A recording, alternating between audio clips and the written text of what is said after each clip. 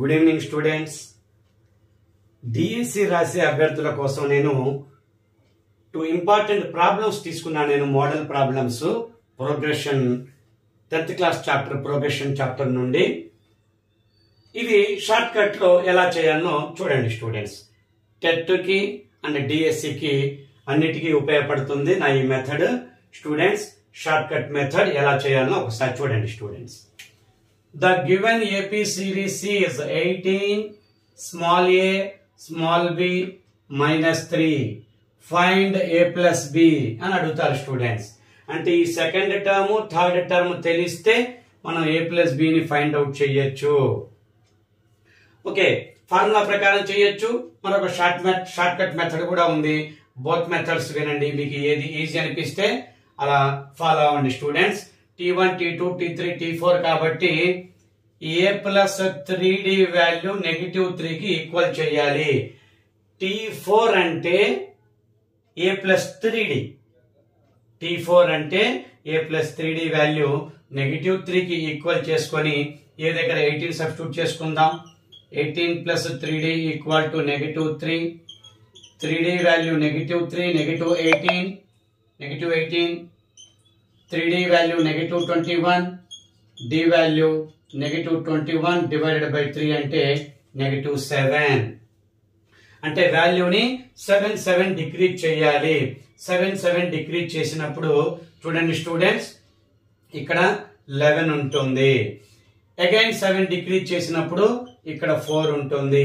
Again 7 decrease చేసినప్పుడు -3 వస్తుంది. a plus b అని అడిగారు కాబట్టి 11 plus 4, a plus b value 11 plus 4 15 అవుతుంది స్టూడెంట్స్. చాలా ఇంపార్టెంట్. దీనికి మరో షార్ట్ కట్ మెథడ్ కూడా ఉంది. ఫార్ములా గుర్తు రాలేదు, ఇలా ఈ లాజిక్ గుర్తు రాలేదు, మరొక టెక్నిక్ ద్వారా ఆ ప్రాబ్లం ని ఎలా ఈజీగా వితౌట్ ఫార్ములా ఈ ప్రాబ్లం ని ఎలా చేయొచ్చో ఆ లాజిక్ కూడా వినండి, మీకు ఉపయోగపడుతుంది స్టూడెంట్స్. షార్ట్ కట్స్ ఆ లాజిక్ అయితే ఇప్పుడు ఈ ప్రాబ్లం మీరు 1 minute లో చేయగలుగుతారు. ఇది ఈ ప్రాసెస్ ప్రకారం అయితే చెప్పాను నేను. బట్ ఇంకా ఈజీగా ఈ ప్రాబ్లం ని హాఫ్ మినిట్ లోపే ఎలా చేయాలి అనేది, ఎలా ఈ ప్రాబ్లం ని సాల్వ్ చేసి a plus b value find out చేయాలనో ఒకసారి వినండి స్టూడెంట్స్. ఇంకా ఈజీగా ఉంటుంది మీకు. నాన్ మ్యాథమెటిక్స్ బ్యాక్గ్రౌండ్ వాళ్ళైనా సరే మీకు చక్కగా ఉపయోగపడుతుంది. చూడండి, ఈ 18 తీసుకొని హాఫ్ మినిట్ కంటే ఎక్కువ ముందే చేసేయచ్చు. 18 తీసుకొని ఫస్ట్ మీరు 5 డిక్రీజ్ చెయ్యండి. 4 మీ ఇష్టం, ఎక్కడి నుంచైనా మొదలు పెట్టచ్చు. నేను 5 తో మొదలు పెడుతున్నాను. 5 డిక్రీజ్ చేయండి. 13, 5 డిక్రీజ్ అయితే 8, 5 డిక్రీజ్ అయితే 3, -3 రాలేదు. 6 డిక్రీజ్ చేయండి. 12, 6, 0, -3 రాలేదు. 7 డిక్రీజ్ చేయండి. 11, 4, -3 వచ్చింది. 4th టర్మ్ -3 వచ్చింది. అంటే సూటబుల్ వాల్యూస్ ఇవి అన్నమాట. a ప్లస్ b వాల్యూ మీకు అర్థమైంది కదా స్టూడెంట్స్. 11 ప్లస్ 4 15. 11 ప్లస్ 4 15. ఇది చిన్న సిరీసే కదా, just finite number of terms ఉన్నాయి. చిన్న సిరీస్, డిక్రీజింగ్ సిరీస్. ఇది మనం ఈజీగా ఇలా ఒక 5 నెంబర్ డిక్రీజ్ చేసుకోవచ్చు, 6 నెంబర్, 7 నెంబర్. 7 కి రాకపోతే 8 నెంబర్ డిక్రీజ్ చేసి చూస్తాం. ఏదో ఒక వాల్యూకి ఈ 4th టర్మ్ అనేది ఖచ్చితంగా వస్తుంది స్టూడెంట్స్. ఇలా డిక్రీజింగ్ మెథడ్ లో చేయొచ్చు. 5 తోటే కాదు, మీరు డౌట్ ఉంటే 4 తో మొదలు పెట్టుకోండి. 4 డిక్రీజ్ రాలేదు, 5 డిక్రీజ్, 6 డిక్రీజ్, 7 డిక్రీజ్ వస్తుంది answer. With in half minute లో అయితే మీరు చాలా సింపుల్ గా ఈ సబ్ట్రాక్షన్ మెథడ్ లో ఈ వాల్యూతో మొదలు పెట్టుకొని ఇక్కడికి రావటం. చిన్న ఒక సేమ్ వాల్యూ సబ్ట్రాక్షన్ మెథడ్ లో మీరు డిక్రీజింగ్ కాబట్టి సబ్ట్రాక్షన్ మెథడ్ లో ఈజీగా మనం ఈ వాల్యూస్ ని ఈజీగా తెలుసుకోవచ్చు స్టూడెంట్స్. ఓకేనా? చాలా ఈజీ. ఈ ట్రిక్ మీరు చక్కగా ప్రాక్టీస్ చేయండి, మీకు ఉపయోగపడుతుంది స్టూడెంట్స్. చాలా తక్కువ టైంలో మీరు ఎంత పెద్ద ప్రాబ్లం అయినా ఈజీగా చేయగలుగుతారు.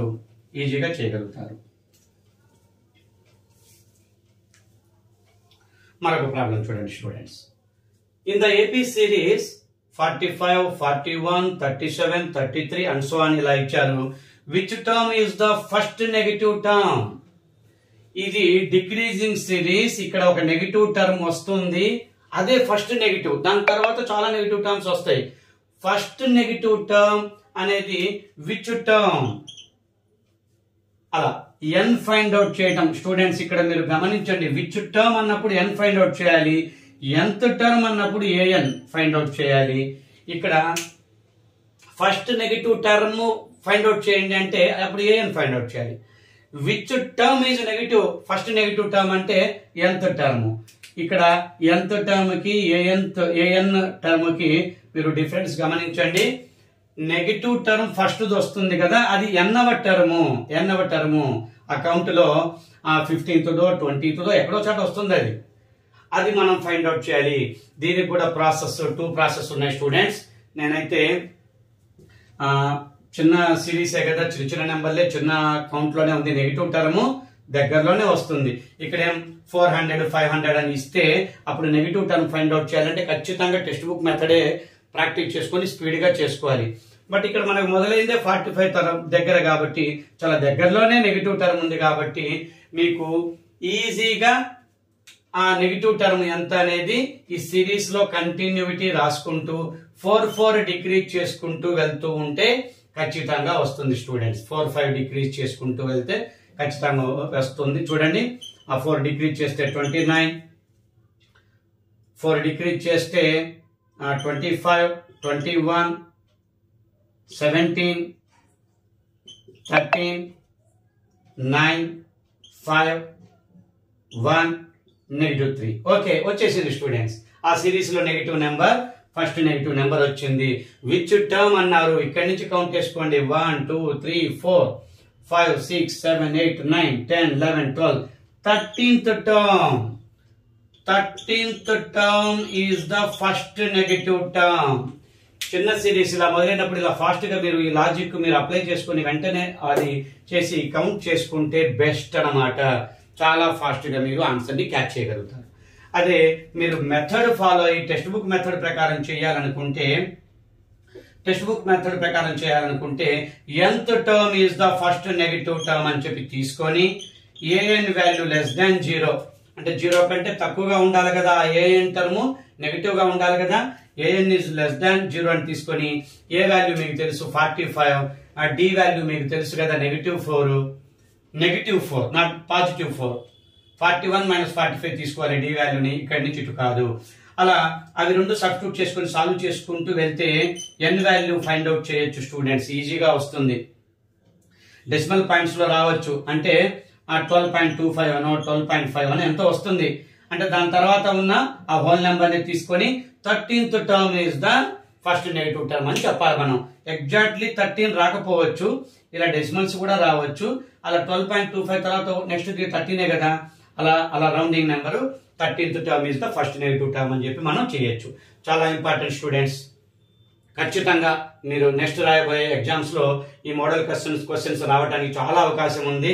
ఓకే స్టూడెంట్స్, ఫస్ట్ టైం నా మ్యాథమెటిక్స్ క్లాసులు విన్న వాళ్ళు సబ్స్క్రైబ్ చేసుకోండి, షేర్ చేయండి స్టూడెంట్స్, ఎక్కువ మందికి ఉపయోగపడుతుంది. నచ్చితే షేర్ చేయండి. ఫస్ట్ లైక్ చేశారంటే నా మ్యాథమెటిక్స్ క్లాసులు ఎక్కువ మందికి రీచ్ అవుతాయి. లైక్ చేయండి, కామెంట్ చేయండి, మీకు ఎలాంటి క్వశ్చన్స్ కావాలి, ఈ నా షార్ట్ కట్ నచ్చితే కామెంట్ చేయండి. ఇంకా ఏదైనా టాపిక్ మీకు కావాలనుకుంటే ఆ క్వశ్చన్ నాకు షేర్ చేయండి, కామెంట్లో చెప్పండి. నేను మీకు దాన్ని షార్ట్ కట్ లో ఎలా ఎక్స్ప్లెయిన్ చేయాలో నేను నా నెక్స్ట్ వీడియోస్ లో మీకు ఖచ్చితంగా మీకు ఆన్సర్ అందిస్తాను. కామెంట్ చేయండి, లైక్ చేయండి, షేర్ చేయండి, ఎక్కువ మందికి రీచ్ అవుతుంది నా వీడియో. మ్యాథమెటిక్స్ క్లాసులు ఎక్కువ మంది ఉపయోగించుకుంటారు students. Okay, thank you very much.